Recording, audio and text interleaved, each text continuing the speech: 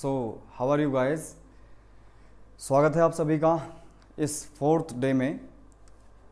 तो आज का टॉपिक हमारा रहेगा projectile motion and equation of trajectory, और इस पर हम एज पर द डिमांड ऐसे टॉपिक्स को कवर अप करेंगे जिसकी आप लोग डिमांड कर रहे हैं। ठीक है, so let us start projectile motion and equation of trajectory. Last time हमने ये देखा था कि अगर किसी प्रोजेक्टाइल को हम किसी पर्टिकुलर एंगल पर प्रोजेक्ट करते हैं तो maximum range theta must be equals to 45 degree. Theta must be equals to 45 degree, right. Theta कितना होना चाहिए था? 45 डिग्री। पहली बात ये। दूसरा, अगर मैक्सिमम रेंज की वैल्यू की बात करें तो बेटा अभी रेंज हमने कैलकुलेट करी थी। रेंज कितनी आई थी मेरे पास में? u स्क्वायर साइन 2 थीटा बाई जी करके आई थी। तो अगर इसको मैक्सिमम करना है तो मैक्सिमम रेंज के लिए this sine 2 theta must be equals to 1, means R max will be equals to maximum range will be equals to u square by G, simple. ठीक है। अब इसमें थर्ड पॉइंट हमने याद करिए, बोला था कि अगर रेंज की value at a particular angle theta हम कैलकुलेट करते हैं, so it will be just equals to the value of range for the value of 90 minus theta. ठीक है, ये बहुत इंपॉर्टेंट पॉइंट है। इसके ऊपर क्वेश्चन कई बार रिपीटेडली आए हुए हैं। ठीक है, क्या कह रहे हैं कि अगर 30 डिग्री पर मेरे को रेंज मालूम है, आर एट 30 डिग्री, तो it will be equals to range at 60 degree, means 90 minus 30 पर भी the same value of range will be there. ठीक है। इसके बाद में मान लो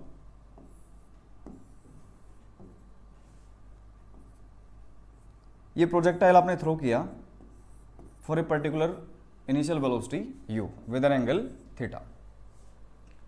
ठीक है, तो मैक्सिमम हाइट अटेंड हमने क्या काम किया था कि vertical component of the velocity 0 कर दिया था। तो थर्ड इक्वेशन ऑफ मोशन लगा दी थी हमने, मींस 0 हो जाएगी अगर ये, तो 0 square is equals to initial vertical component of the velocity sir u sine theta, और horizontal component of the velocity बेटा u कोस थीटा। ठीक है, तो इनिशियल कंपोनेंट आपके पास में आया था u साइन थीटा। ठीक है, vertical component of the velocity. ठीक है, अब इसमें मैं लगाता हूं बेटा, यहां वर्टिकल मोशन में मैं लगाता हूं थर्ड इक्वेशन ऑफ मोशन। तो मैंने करा दिया था उस टाइम, ये फिर भी रिपीट कर लेते हैं इसको फटाफट। तो v square is equals to u square, मतलब u मतलब u square sine square theta, v square is equals to u square minus 2g h max. अगर मैक्सिमम पॉइंट पर वेलोसिटी क्या हो गई? 0, तो उस टाइम हाइट विल भी कितनी रहेगी बेटा? Maximum h max. तो h की जगह मैंने h मैक्स पुट कर दिया, तो h मैक्स की वैल्यू आपके पास में आ जाएगी u square sine square theta by 2g। ये h मैक्स आ गया। ठीक है सर, बिल्कुल बढ़िया। इन द सेम मैनर हमने r कैलकुलेट किया था बेटा, रेंज कितना था सर? ये आया था u स्क्वायर साइन 2 थीटा बाई g करके आया था। ठीक है सर, बिल्कुल कोई दिक्कत नहीं इसमें, रेंज अभी हमने देखी है। तो अगर मैं एक काम करूं r बाई एच मैक्स करूं, थोड़ी देर के लिए r बाई एच मैक्स करके देखूं, तो r है बेटा मेरे पास में u स्क्वायर साइन 2 थीटा, मतलब साइन 2 थीटा को आप लिख सकते हो 2 sign theta into cos theta. ठीक है, upon g divided by H max. बताओ बेटा कितना है सर? ये है u square sine square theta by 2g। Is it okay? So u square से आपका u स्क्वायर कैंसिल आउट होगा, एक साइन से आपका एक पावर साइन की कैंसिल आउट होगी, और g से g कैंसिल आउट हो जाएगा। तो r by H max you will get equals to 2, और ये 2 आपका 4 cos theta upon sine theta. ये 2 को हम ऊपर लिख लेंगे, तो 2 टू द 4, या फिर इसको मैं लिख सकता हूं कि 4 अपॉन साइन अपॉन कोस कर सकता हूं, तो ये टेन थीटा, या इसको मैं लिख सकता हूं cos upon sine that is tan theta, या 4 अपॉन कोट थीटा, या फिर 4 upon tan theta is equals to r by H max. ठीक है। सो अगर यहां से बेटा आर की वैल्यू मैं कैलकुलेट करने की कोशिश करूं तो आर कितना आ जाएगा, यहां से आर आपके पास में आर आ जाएगा 4 times H max divided by 4 times cross multiply कर दीजिए 4 टाइम्स एच मैक्स और डिवाइड बाई टेन थीटा, ठीक है। 4 times H max upon tan theta, या टेन थीटा अगर कैलकुलेट करें तो टेन थीटा कितना आ जाएगा, यहां से टेन थीटा आपके पास में आएगा बेटा tan theta is equals to 4 H max upon R, 4 H by R. आप किसी फॉर्मेट में इसको याद कर सकते हो, या फिर अगर आप आर की वैल्यू कैलकुलेट करना चाहो तो आर आएगा बेटा आपके पास में 4, या एच मैक्स निकालना चाहें तो एच मैक्स भी हम कैलकुलेट कर सकते हैं। H max will be equals to, cross multiply कर दीजिए सिंपल, तो एच मैक्स आएगा आपके पास में कितना, आर टेन थीटा बाई 4। इन तीनों रिलेशंस में से कोई सा भी एक आप याद कर लीजिए, चाहो तो इसको, चाहे तो इसको, चाहे तो इसको, ठीक है।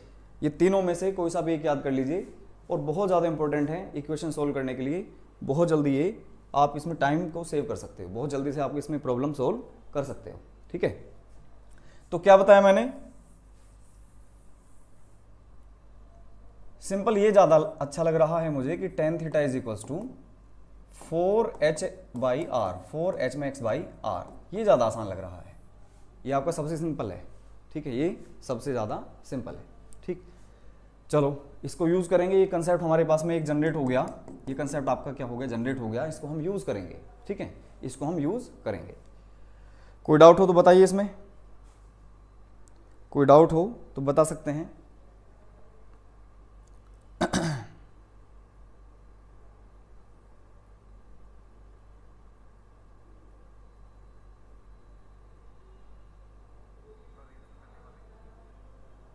चलिए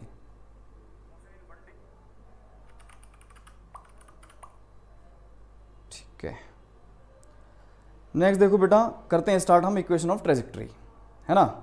इक्वेशन ऑफ ट्रेजेक्ट्री हम क्या करते हैं, स्टार्ट करते हैं।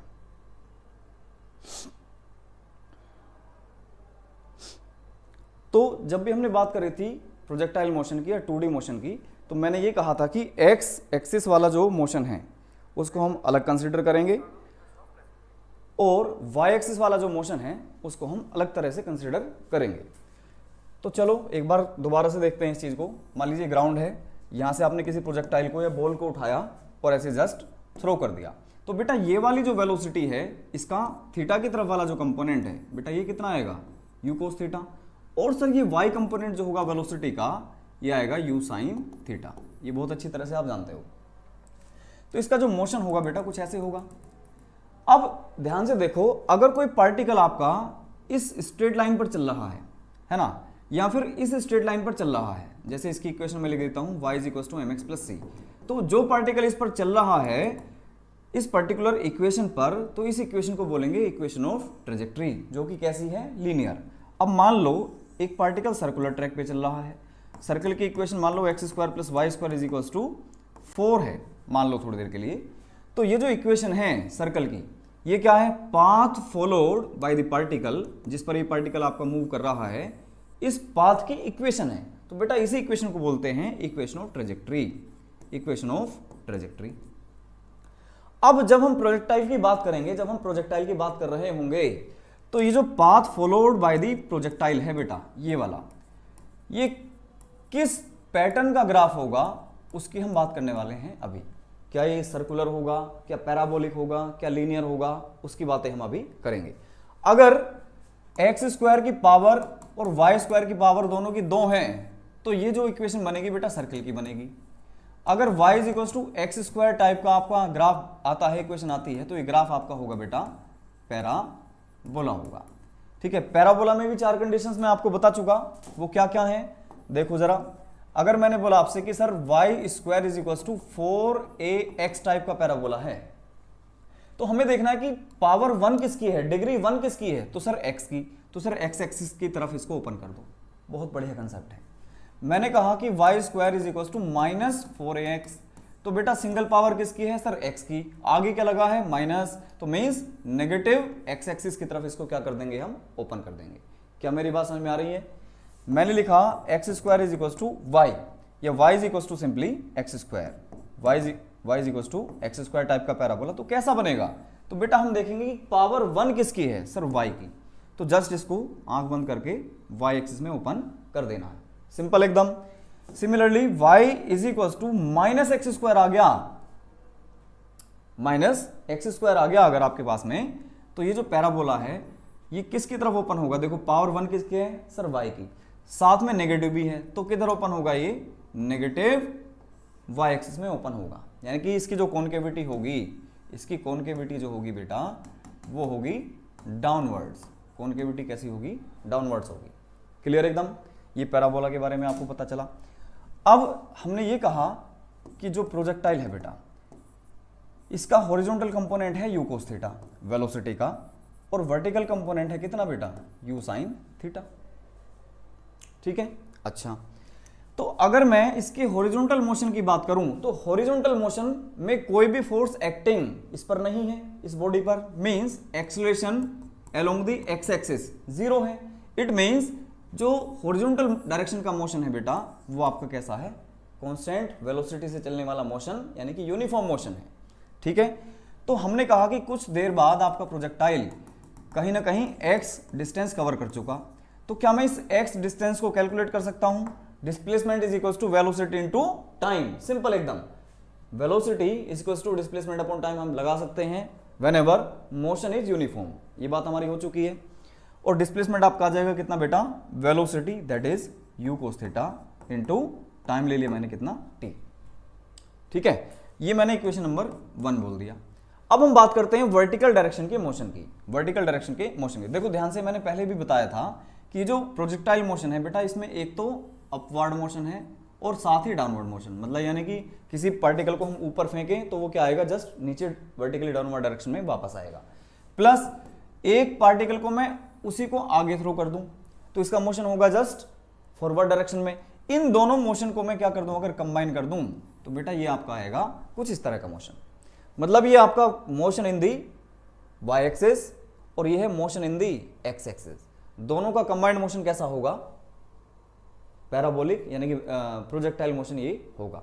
तो हमने क्या कहा कि हम इसको इस फॉर्मेट में नहीं पढ़ेंगे, हम पढ़ेंगे किसमें? y का अलग और x का अलग, y का अलग और x का अलग। क्या ये बात मेरी समझ में आ गई? तो मैंने अभी देखो x एक्सिस की तरफ बहुत आराम से इक्वेशन लिख दी। ठीक है, तो इक्वेशन ऑफ ट्रेजेक्टरी का बेसिकली मतलब क्या है बेटा कि उस पाथ का आपको इक्वेशन लिखना है जिस पर आपका पार्टिकल क्या है? मोशन कर रहा है, यानी कि relation between x and y coordinate. Simple language में अगर मैं बोलूं तो relation between x and y। अच्छा जी साहब, ये आपको क्लियर हो गई बात, बहुत बढ़िया। तो अब हम बात करते हैं motion in the y axis. तो y एक्सिस में बेटा मोशन कुछ ऐसा होगा, बॉल का ऊपर जा रही होगी देखो u sin थीटा से, और वापस भी फिर आएगी, और इसमें आप देखोगे कि एक्सीलरेशन ड्यू टू ग्रेविटी लग रही होगी एवरी टाइम। किधर? वर्टिकली डाउनवर्ड डायरेक्शन में। तो आप इसको चाहो तो माइनस ये ले सकते हो अगर आप साइन कन्वेंशन यूज करते हो तो। ठीक है, अच्छा इसमें मोशन ये है बेटा। तो अब मेरे को ये बताओ कि यहां से अगर पार्टिकल इतनी हाइट पर है तो आप क्या बोलोगे कि y हमारे पास में हाइट आ गई y, तो इस y को कैलकुलेट कर सकते हैं। ये h max नहीं है इस टाइम, h max कहीं यहां पर जाकर आना चाहिए था कुछ ऐसे, लेकिन उससे पहले मैं आपसे कह रहा हूं कि y हाइट है कुछ, h max नहीं है ये, उससे पहले की मैं बात कर रहा हूं। तो y को आप कैलकुलेट कर सकते हो, सेकेंड इक्वेशन आप लगा दीजिए। तो s इज इक्वल टू यानी कि y is equal to ut, u कितना है बेटा? u sin theta into time लगा, जितना टाइम आगे जाने में लगा उतना ही टाइम ऊपर जाने में भी सेम टाइम ऑफ इंस्टेंट होगा। तो ut minus half G T square. ये क्वेश्चन नंबर 2 किसमें? y एक्सिस में लगाई, ये मैंने लगाई बेटा किसमें? हॉरिजॉन्टल डायरेक्शन यानी कि x एक्सिस में। ठीक है, अब सुनो, अगर मैं इन दोनों इक्वेशन को यूज करके x और y में रिलेशन एस्टेब्लिश कर लेता हूं तो मेरा क्या बन जाएगा? इक्वेशन ऑफ ट्रेजेक्टरी का फॉर्मेट मेरे को मिल जाएगा। तो कैसे करेंगे बेटा? अगर मैं यहां से t की वैल्यू कैलकुलेट कर लूं, t की वैल्यू कैलकुलेट कर लूं और इसमें पुट कर दूं तो मेरे को क्या ऑब्टेन हो जाएगी? इक्वेशन ऑफ ट्रेजेक्टरी ऑब्टेन हो जाएगी। बहुत आसान तरीका है। तो t की वैल्यू कितनी हो गई बेटा?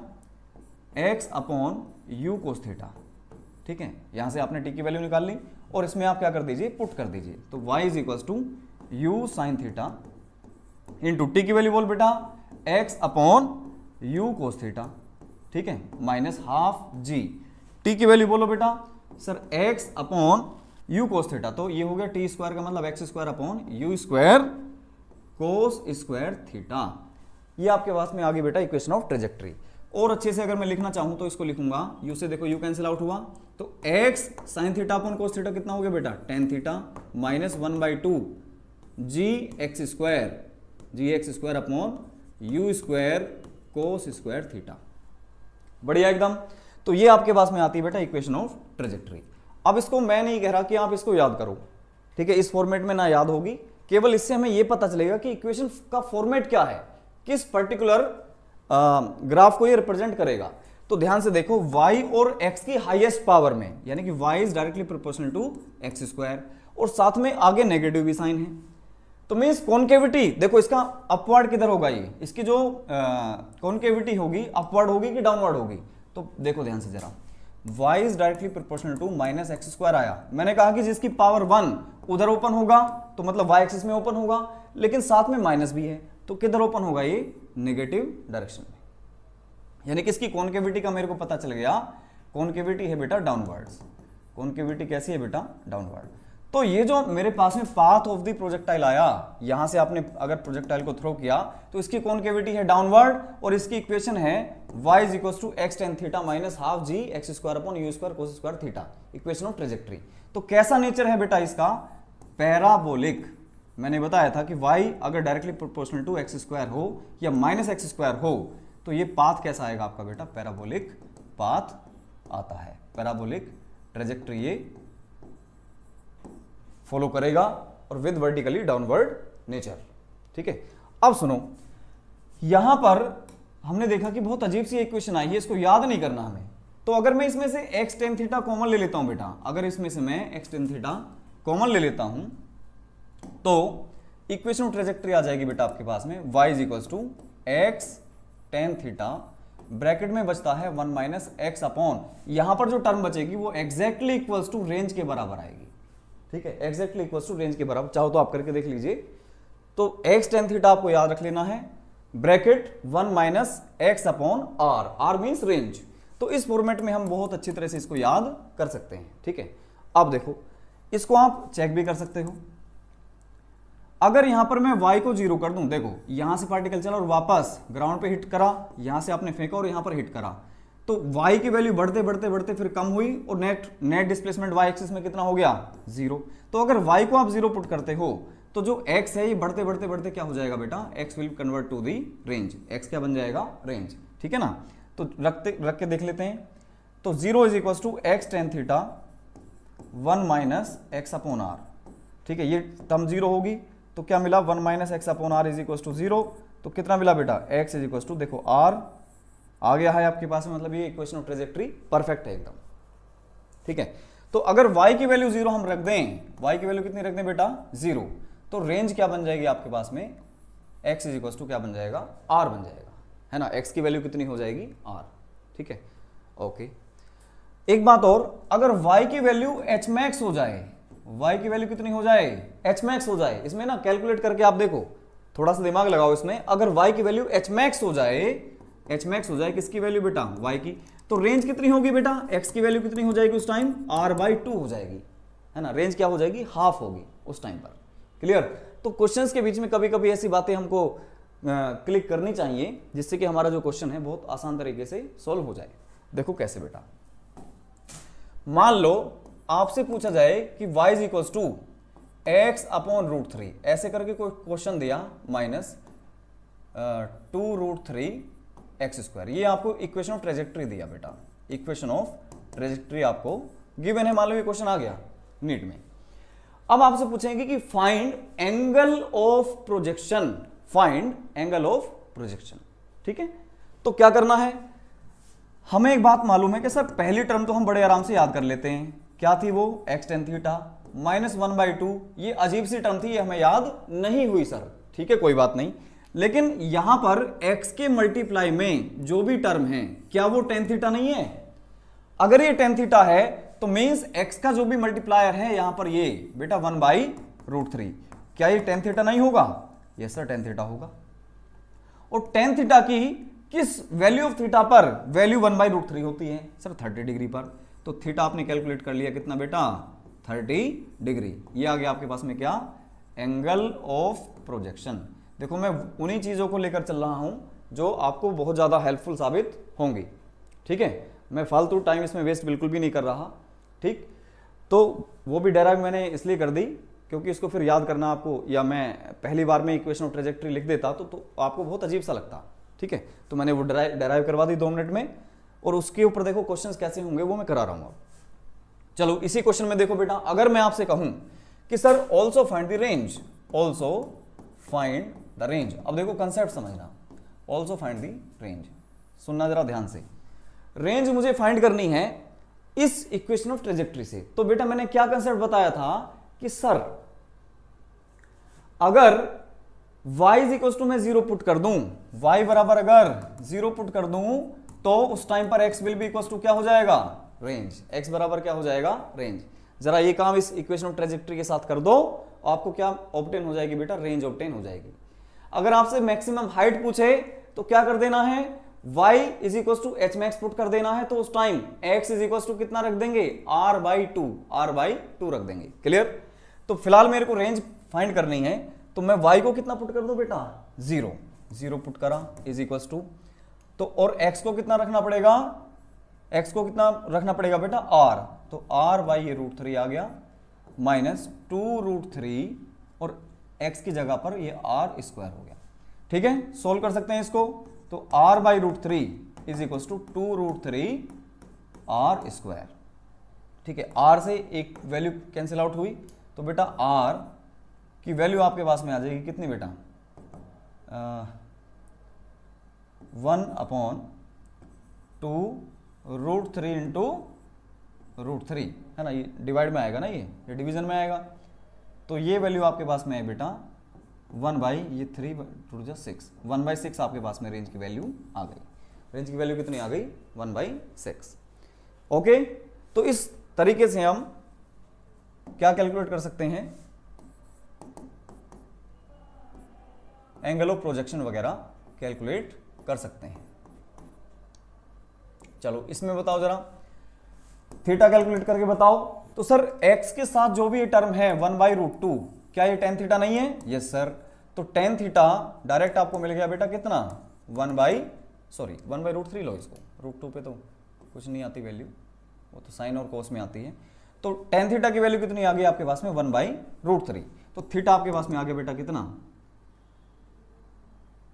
30 डिग्री। ये तो अभी क्या था, और लो दूसरी, √3x लो माइनस x²/√3।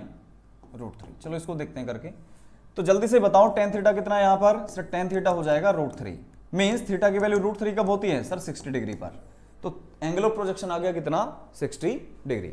अच्छा, अगर रेंज पूछें तो क्या काम करना होगा कि y is equal to 0 put करने पर, y is equal to 0 put करने पर x will change into the r, x will change into the r। Clear एकदम? तो y को 0 पुट कर दीजिए और √3 x की जगह पर r पुट कर दो बेटा, माइनस ये कितना हो गया? r²/√3। तो ये टर्म 0 है, इसको इधर ले आओ या इसको उधर ले आओ, तो r²/√3 is equal to √3r। ठीक है, तो r की एक पावर से r की एक पावर कैंसिल आउट हुई, तो r की वैल्यू आ गई √3 into √3 that is 3 meters. r की वैल्यू कितनी आ गई? 3 मीटर्स आ गई। क्लियर एकदम?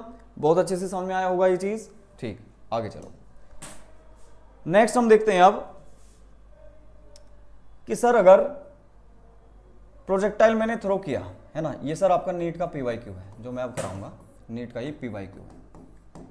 तो जब आपने प्रोजेक्टाइल को फायर किया एट एन एंगल थीटा है ना, इनिशियल वेलोसिटी जो है आपकी वो कितना एंगल बना रही है आपकी बेटा? u, that is theta degree. अब थीटा एंगल बनाते हुए आपने इसको प्रोजेक्ट किया, यहां पर आपकी maximum Hmax, maximum height Hmax आ गई। तो आपको फाइंड करना है बेटा ये एंगल अल्फा कि मैक्सिमम हाइट और इनिशियल पॉइंट ऑफ प्रोजेक्शन के बीच में जो एंगल होगा अल्फा, ये आपको कैलकुलेट करके बताना है। ठीक है, तो कई बार ये क्वेश्चन मेंस में भी पूछा गया है और नीट में भी क्वेश्चन ही पूछा गया है। तो बेटा ये जो इनिशियल जो एंगल है जिससे आपने प्रोजेक्ट किया वो तो है बेटा थीटा, और मैक्सिमम हाइट पर जब आप पार्टिकल को देखोगे यहां से इनिशियल पॉइंट ऑफ प्रोजेक्शन से, तो आपको एंगल मिलेगा कितना बेटा, अल्फा। वो थीटा नहीं होगा, थीटा तो अलग चीज है। तो जब आप यहां पर देखोगे डायरेक्टली तो एंगल ऑफ एलिवेशन क्या होगा, अल्फा। ये अल्फा आपको कैलकुलेट करना है, तो इसका डायरेक्ट मैं बता देता हूं। देखो टेन अल्फा जो होगा वो टेन थीटा बाई 2 होगा, टेन थीटा बाई 2 होगा। कैसे आया, चलो ये भी बहुत अच्छी बात है। तो देखो यहां से टेन अल्फा कितना हो जाएगा सर, ये टेन अल्फा हो जाएगा ये परपेंडिकुलर अपॉन ये बेस। परपेंडिकुलर कितना है बेटा, एच मैक्स, अपॉन बेस कितना है सर, ये रेंज होती पूरा अगर यहां तक होते तो, लेकिन यहां पर हाफ रेंज होगी ये, तो r बाई 2। बेटा क्लियर हुई बात या नहीं। तो जैसे आप इसको सोल्व करोगे तो ये आएगा आपके पास में बेटा टेन थीटा बाई 2। तो अल्फा की वैल्यू कितनी हो जाएगी, टेन को उधर भेजो तो tan inverse tan theta by 2। ये बहुत इंपॉर्टेंट चीज है, ये बहुत इंपॉर्टेंट कंसेप्ट मैंने आपको बताया। तो थीटा की किसी भी पर्टिकुलर वैल्यू पर आपके लिए अल्फा की वैल्यू को पूछ सकते हैं, ठीक है। आप इसमें वैल्यू पुट कर सकते हो और अलग अलग थीटा की वैल्यू के लिए अल्फा की अलग अलग वैल्यू कैलकुलेट कर सकते हो। क्लियर, कोई डाउट हो तो पूछें इसमें।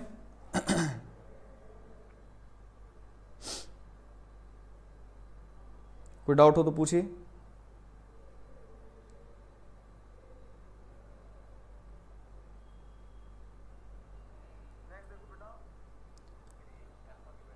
ठीक है,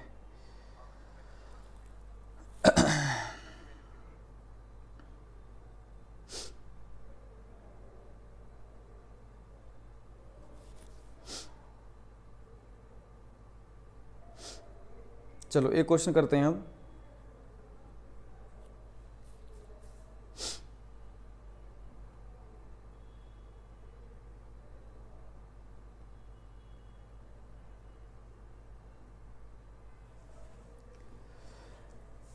नेक्स्ट क्वेश्चन देखो, किसी प्रोजेक्टाइल को मैंने थ्रो किया at an angle theta 1 is equal to 44 degree, और दूसरे प्रोजेक्टाइल को मैंने थ्रो किया with angle theta 2 that is say it is 49 degree. अच्छा, इससे पहले एक कंसेप्ट और देखो। मान लो आपने theta is equal to 45 degree पर किसी प्रोजेक्टाइल को प्रोजेक्ट किया, थ्रो किया, तो रेंज की वैल्यू क्या होगी सर, रेंज होगी मैक्सिमम। रेंज क्या होगी, मैक्सिमम। अच्छा जी साहब, 30 डिग्री पर अगर आप थ्रो करते हो और 60 पर थ्रो करते हो, बेटा ध्यान से समझना इस कंसेप्ट को, 30 पर थ्रो करते हो और 60 पर थ्रो करते हो, तो रेंजेस की जो वैल्यू होगी वो क्या होगी, सेम। मतलब समझो दोबारा मैं क्या कहना चाह रहा हूं, मैंने ये कहा कि ये आपके पास में देखो 45 डिग्री है, ठीक। तो 45 पर तो रेंज क्या हो गई बेटा, मैक्सिमम हो गई। अब आपने क्या किया 30 डिग्री पर और एक बार थ्रो किया 60 डिग्री पर, कितने पर, 60 पर, तो रेंज क्या होगी, इक्वल आएगी। क्यों, क्योंकि साइन की वैल्यू थीटा पर और साइन कितने पर, मतलब रेंज की वैल्यू थीटा पर will be equal to range की वैल्यू एट 90 माइनस थीटा। ये बात हमने करी थी, सेकंड पॉइंट था। तो अब मैं क्या कहना चाह रहा हूं यहां पर, देखो ध्यान से कि 45 डिग्री से ये 30 कितनी डिस्टेंस पर है, कितनी दूरी पर है, कितने एंगल अवे है सर, 15 डिग्री। और यहां से इधर की बात करें कि 45 से 60 की जो एंगल की जो रेंज है वो कितनी है सर, वो भी 15 डिग्री है। मतलब ये कंसेप्ट आपके पास में बन गया कि अगर मैं मैक्सिमम रेंज की बात करूं, अगर मैं मैक्सिमम रेंज की बात करूं तो वो है 45 पर, तो 45 से 10 डिग्री इधर और 10 डिग्री नीचे, रेंज क्या होगी, सेम। 45 पर थीटा 1 इधर चलूं और थीटा 1 इधर चलूं, तो दोनों की जो वैल्यू होगी वो क्या रहेगी, रेंजेस की सेम रहेगी। बात समझ में आती है बहुत अच्छी तरह से। मतलब यहां से अगर ये एंगल थीटा या अल्फा और ये भी एंगल अल्फा है, तो रेंज दोनों की क्या होंगी, सेम होंगी, ठीक है। अब देखो कंसेप्ट, बेटा यहां पर आपके पास में ये 44 है, ये कहीं ना कहीं आपकी लाइन 45 की होगी, बोलो बात समझ में आई या नहीं। तो जो रेंज की वैल्यू 44 पर होगी वही वैल्यू होगी 46 पर, 1 डिग्री नीचे 1 डिग्री ऊपर, वैल्यू सेम रहेगी। जितनी वैल्यू 43 पर वही वैल्यू 47 पर। अब क्वेश्चन क्या पूछा है कि सर 44 पर और फिर हमें पूछी गई है 49 पर, तो सर 49 और 45 के बीच में तो अल्फा बना सर कितना 4 डिग्री का अंतर है, और नीचे अगर हमने देखा तो 1 डिग्री का डिफरेंस है। तो जितना भी आप डेविएट करोगे मैक्सिमम रेंज के एंगल से 45 से, उतनी ही रेंज क्या होगी, कम आएगी।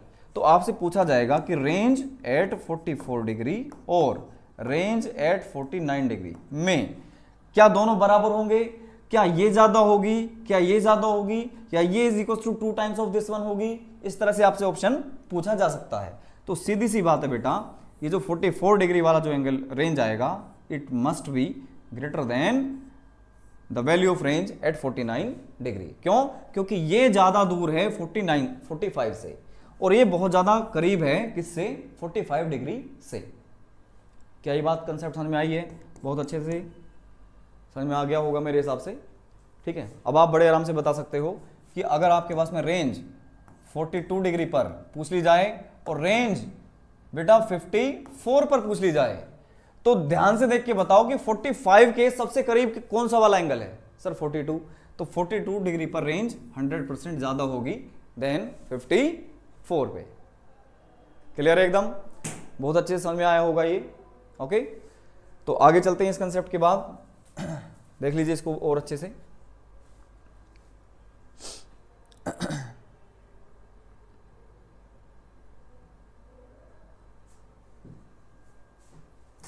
हेलो जी सर, मैं अभी रिकॉर्ड कर रहा था, जरा ऑनलाइन चल रही है क्लास, मैं कर लूँगा।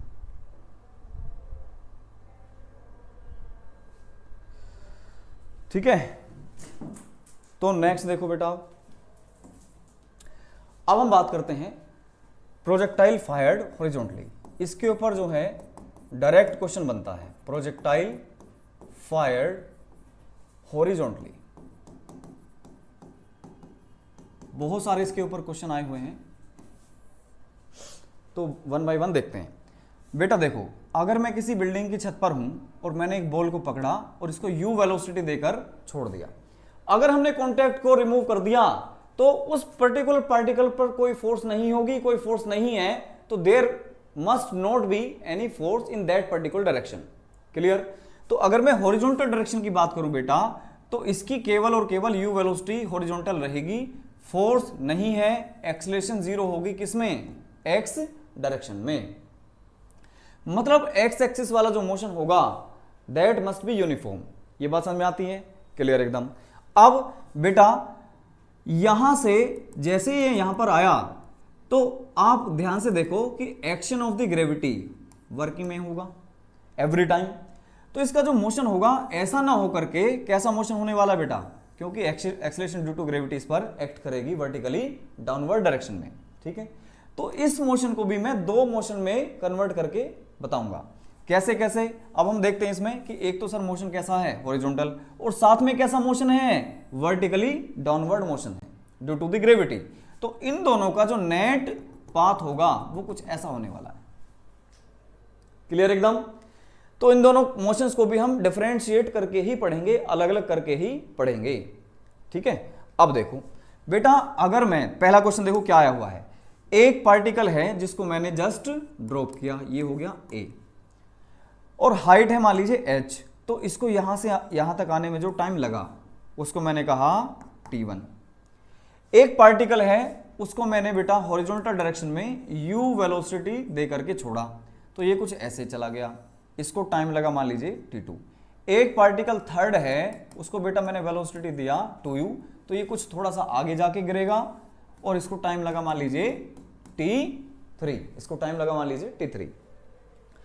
तो relate t1, t2 and t3, t1, t2 और t3 को क्या करना है, आपको रिलेट करना है। ठीक है, तो ध्यान से देख के बताओ, आगे वाला जो मोशन है, आगे वाला जो मोशन है, क्या वो इंडिपेंडेंट है वर्टिकल डायरेक्शन के मोशन से? यस सर, 100% इंडिपेंडेंट है। क्यों? क्योंकि आपका ये तो यूनिफॉर्म मोशन है, आगे जाना और नीचे आना एक दूसरे पे डिपेंड नहीं करेगा, क्योंकि वर्टिकल जो मोशन है that is under the gravity. तो इसका वाला जो मोशन अंडर ग्रेविटी है, और यहां पर देखो ऐसे समझो आप, ये बॉल यहां पर आई तो आगे जाना और इसका नीचे आना सेम टाइम पे होगा। इसकी भी अगर मैं बात करूं तो जितने ये आगे चली गई, लेकिन नीचे वाली जो ये आपके पास में हाइट होगी नीचे वाली बिल्कुल इसके बराबर होगी और इसके ही बराबर होगी। तो नीचे वाला जो मोशन है तीनों में बिल्कुल सेम आएगा। तो आप ये कह सकते हो कि T1 और T2 और T3 आपस में क्या होंगे, बराबर होंगे। ठीक है, अब सुनो टेक्निकल तरीके से, ये तो हो गया थ्योरेटिकल तरीका। यहां पर देखो बेटा, जो टाइम ऑफ फ्लाइट है, time to reach the ground, ये बेटा कितना आता है, √2h/g। क्या इसमें कहीं वेलोसिटी इंडिकेट हो रही है, कहीं यहां पर वेलोसिटी आपको दिख रही है? नहीं सर। तो time is independent of the horizontal velocity.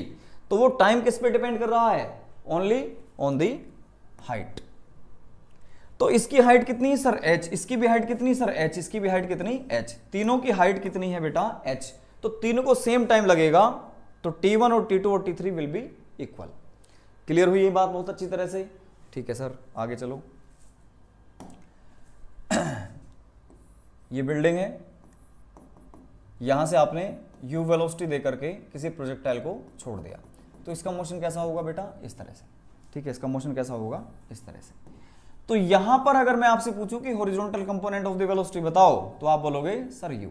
यहां पर मैं आपसे पूछूं कि sir horizontal component of the velocity बताओ, तो सर u। क्यों? क्योंकि हॉरिजॉन्टल डायरेक्शन में कोई भी एक्सेलरेशन वर्किंग नहीं है। लेकिन वर्टिकली डाउनवर्ड डायरेक्शन में अगर मैं पूछूं तो एक्सेलरेशन ड्यू टू ग्रेविटी है बेटा आपका g, वो भी डाउनवर्ड डायरेक्शन में, तो आप लिखोगे -g। तो यहां पर हमने एक कंसेप्ट सीख लिया कि एक बॉल को हम आगे थ्रो करें और एक बॉल को हम क्या कर दें, जस्ट सिंपल ड्रॉप कर दें, तो दोनों का वर्टिकल मोशन क्या होगा? बिल्कुल सेम होगा, बिल्कुल सिमिलर होने वाला है। तो अगर मैं एक काम करूं कि टी टाइम बाद आपसे नीचे वाली वेलोसिटी पूछूं, टी टाइम के बाद में आपसे नीचे वाली वेलोसिटी पूछूं, तो आप बताओगे सर वो होगी v = अगर ड्रॉप किया है तो ये हो गया आपके पास में 0, और ये आ जाएगा -gt मतलब वर्टिकली डाउनवर्ड डायरेक्शन में आपकी वेलोसिटी होगी, तो नेगेटिव इसलिए। मैग्नीट्यूड पूछे तो आप बोलोगे सर gt, मैग्नीट्यूड पूछे तो कितना? gt। तो बेटा मैं अगर यहां पर आपसे पूछूं कि इसकी नेट स्पीड बताओ, नेट क्या बताओ? स्पीड। तो यहां वाली जो आपके पास में वेलोसिटी है u है, नीचे वाली कितनी हो जाएगी? -gt, अगर यहां तक टाइम लगता है t। तो अब इसको वेक्टर फॉर्म में लिखो जरा, तो बेटा ये आएगा u × i, और ये आएगा -gt/j। ये आपके पास में वेलोसिटी वेक्टर आ गया। और वेलोसिटी वेक्टर का क्या करते हैं हम? मैग्नीट्यूड। तो आपको सिंपल क्या मिल जाएगी? स्पीड। तो कितनी होगी बेटा वो? √u², और ये हो जाएगा -gt² मतलब +g²t²। इतनी वेलोसिटी किसी भी टी टाइम के बाद में इस पर्टिकुलर प्रोजेक्टाइल की होगी। क्लियर एकदम? बहुत अच्छे से समझ में आया होगा ये चीज। तो टाइम की वैल्यू आपको दे देंगे और हॉरिजॉन्टल वेलोसिटी आपको दे देंगे कि 4 सेकंड के बाद में स्पीड बताओ। 4 सेकंड के बाद में क्या बताओ? स्पीड बताओ। अच्छा एक चीज और, इसमें देखो ये आपका जो है प्रोजेक्टाइल आपने जैसे थ्रो किया, ठीक है, तो यहां पर देखो एंगल कितना है? थीटा। यहां पर क्या एंगल थोड़ा सा इंक्रीज हुआ? Yes sir. यहां पर मोशन ये है और हॉरिजॉन्टल वेलोसिटी ये है, तो एंगल आपका देखो इंक्रीज हुआ कि नहीं? यस सर, इंक्रीज एंगल होता जा रहा है। तो एंगल की अगर आपसे बात पूछें कि एंगल कितना होगा, तो आप कैलकुलेट करके बता सकते हो। कैसे? देखो यहां पर बेटा ये चीज है आपके पास में gt, यानी कि vertical component of the velocity, और ये क्या है? ux, ठीक, और ये है बेटा थीटा। तो इस ट्राइंगल को ध्यान से देखो, यहां पर ये क्या चीज है सर? ये है परपेंडिकुलर, और एक सेकंड में चेक कर लूं जरा, ये 90, ये थीटा, तो थीटा के सामने ये परपेंडिकुलर, तो V Y perpendicular upon ux base uy/ux, ये आएगा बेटा tan थीटा। क्लियर एकदम? तो uy कितनी है sir? g × t divided by ये कितना है? u। सर tan थीटा आप ऐसे कैलकुलेट कर सकते हो किसी भी टाइम इंस्टेंट पर, किसी भी टाइम इंस्टेंट पर थीटा की वैल्यू इस तरह से आप कैलकुलेट कर सकते हो। ठीक है, तो मैं अगर पूछूं आपसे 10 सेकंड बाद और 40 की आपके पास में वेलोसिटी है, तो tan थीटा यानी कि एंगल कितना वो प्रोजेक्टाइल हॉरिजॉन्टल डायरेक्शन से कितना एंगल बना रहा होगा। ठीक है, तो इस तरह से आप कैलकुलेट कर सकते हो। ठीक, करिए इसको नोट। कोई डाउट हो तो पूछिए, मैं देख लेता हूं।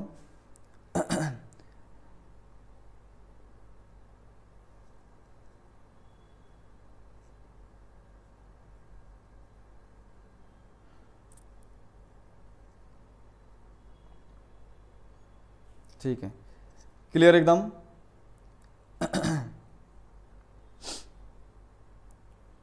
कमेंट करके बच्चा पूछ रहा है जितेंद्र सिंह, सर आप क्या पढ़ाते हो? मतलब उसको पता ही नहीं चल रहा कि फिजिक्स चल रहा है यहाँ पर। बढ़िया।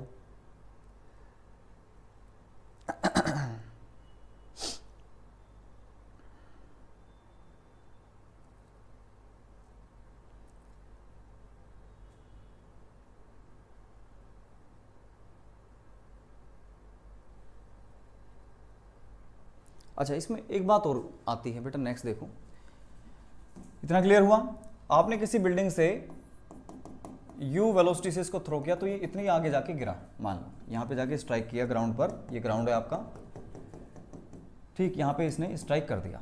तो at the time of strike आपसे वेलोसिटी पूछ सकते हैं, ठीक है, एक बात। दूसरा, टाइम ऑफ फ्लाइट पूछ सकते हैं कि ये कितनी देर में नीचे स्ट्राइक करेगा ग्राउंड को, बहुत आसान तरीके से आप बता सकते हो। तो टाइम तो सिंपली एकदम बेटा इस u पे डिपेंड ही नहीं कर रहा, तो √2h/g कर लिया हमने कैलकुलेट, कोई दिक्कत नहीं है।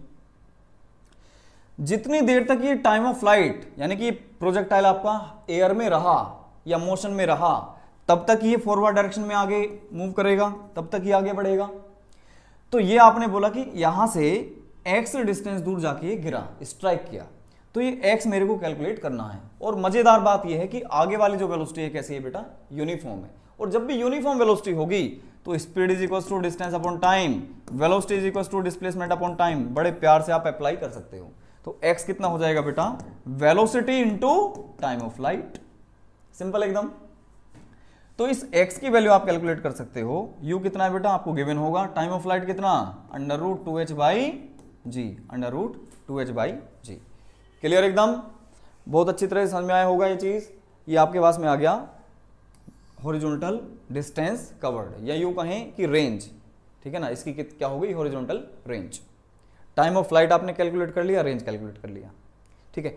Velocity at the time of strike, velocity at the time of strike आपको बतानी है, ठीक, उसकी बात करते हैं। बेटा जब ये पार्टिकल यहां पहुंचा तो आगे वाली वेलोसिटी सर u रहेगी, नीचे वाली कितनी हो जाएगी, gt मैग्नीट्यूड में, वैसे -gt क्योंकि डाउनवर्ड डायरेक्शन कैसी है, नेगेटिव। यहां पर पहुंचे हॉरिजॉन्टल वेलोसिटी क्या, u, और वर्टिकल वेलोसिटी कितनी सर, जो भी टाइम वहां पर हो जाएगा gt डैश, उतनी वेलोसिटी इंक्रीज होती रहेगी। जब ये पार्टिकल आपका स्ट्राइक करेगा तो बेटा ये नीचे वाली वेलोसिटी आपकी रहेगी जो भी g into time of flight लगा, और आगे वाली वेलोसिटी कितनी है u। तो नेट वेलोसिटी जो रहेगी आपकी स्ट्राइक वाली, वो बेटा कुछ इस तरह से स्ट्राइक करेगी। कितनी हो जाएगी वो, u² प्लस g² t² का अंडर रूट। इतने मैग्नीट्यूड ऑफ वेलोसिटी से ये ग्राउंड को स्ट्राइक करेगी, ये ग्राउंड को स्ट्राइक करेगी। कोई डाउट हो तो इसमें पूछिए।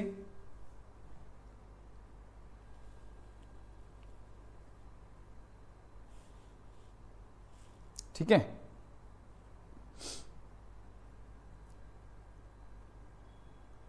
अगर वेक्टर फॉर्म में पूछे जाए तो भी कोई दिक्कत नहीं है।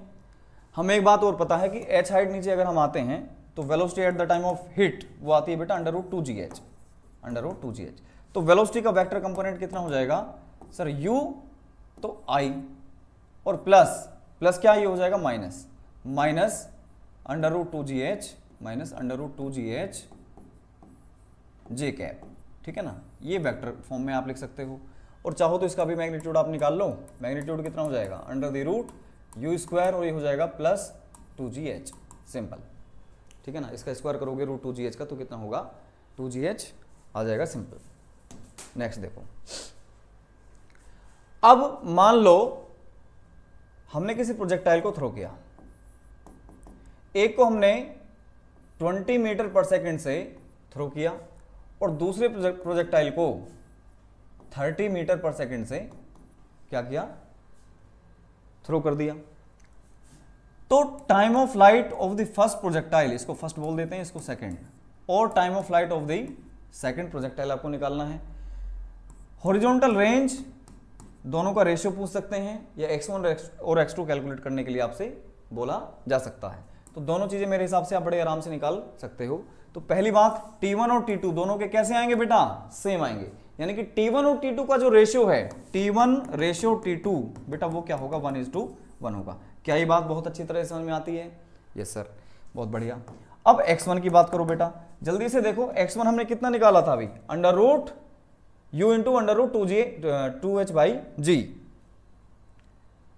u into under root 2h by g, मतलब वो किस पे डिपेंड कर रहा है, u पर भी और h पर भी। h तो दोनों के लिए सेम होगा, तो मतलब u के डायरेक्टली प्रोपोर्शनल हो गया, ठीक है ना। तो जो u का रेशियो होगा वही रेशियो होगा आपका x1 और x2 का। करके देखते हैं,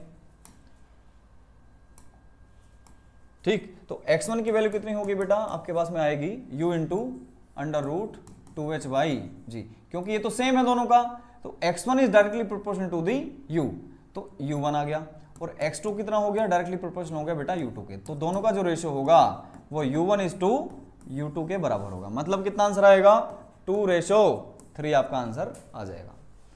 बहुत अच्छी तरह से क्लियर हुआ होगा, ठीक है, बहुत अच्छी तरह से ये क्लियर हुआ होगा, ठीक है। और चलते हैं आगे बेटा।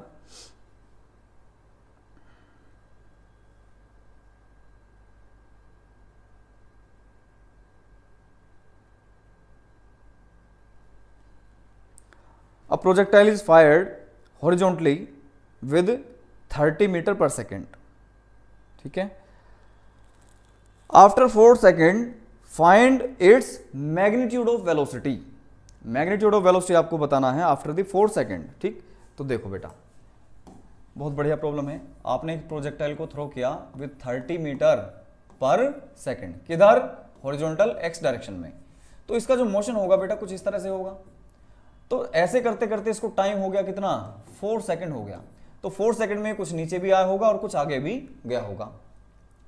तो नीचे आने वाली जो वेलोसिटी है बेटा वो कितनी होगी, g इंटू टी से निकाल सकते हो आप। तो 10 इंटू टाइम कितना हो गया, 4 सेकेंड, तो 40 मीटर पर सेकेंड तो बेटा हो गई डाउनवर्ड डायरेक्शन की वेलोसिटी। लेकिन आगे वाली जो वेलोसिटी है वो रहेगी बेटा 100% यूनिफॉर्म, चाहे आपका पार्टिकल कहीं तक भी चला जाए, जब तक वो स्ट्राइक नहीं करेगा, जब तक आपकी जो हॉरिजॉन्टल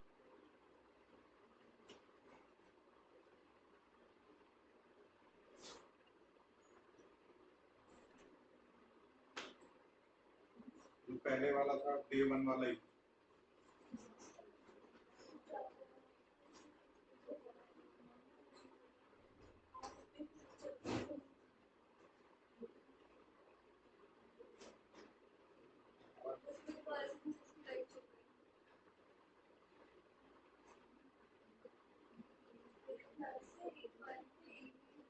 अरे नहीं बेटा, ऐसा नहीं, जो लिंक भेजा डे 1 वाला ही था ना, हाँ तो उसी पे क्लिक करा, उसको तो फिजिक्स की आ रही है ना। फिर अभी तो फिर मैं क्लोज ही करूंगा, क्या करूंगा, ऑप्शन नहीं कुछ भी, क्योंकि चल न्यू मतलब लिंक बनाकर भेजोगे दूसरा, तो कैसे स्टार्ट करते हैं इसका जानकारी मुझे नहीं है।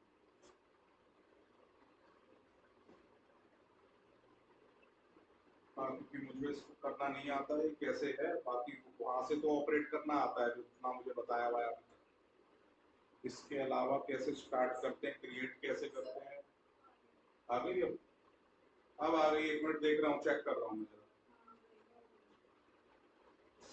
क्लियर है आवाज, ब्लैक तो नहीं होगी, चलिए मैं बोल कर देखता हूँ। हेलो स्टूडेंट्स, स्वागत है आपका मेंटोर जी क्लासेस में। मैं विजय फिर आपके साथ जुड़ गया हूं बजाने नीट का डीजे। बच्चों, हम नीट की क्लासेस लगातार लाइव मेंटोर जी प्लेटफॉर्म पर कंटिन्यूअसली वॉच कर रहे हैं।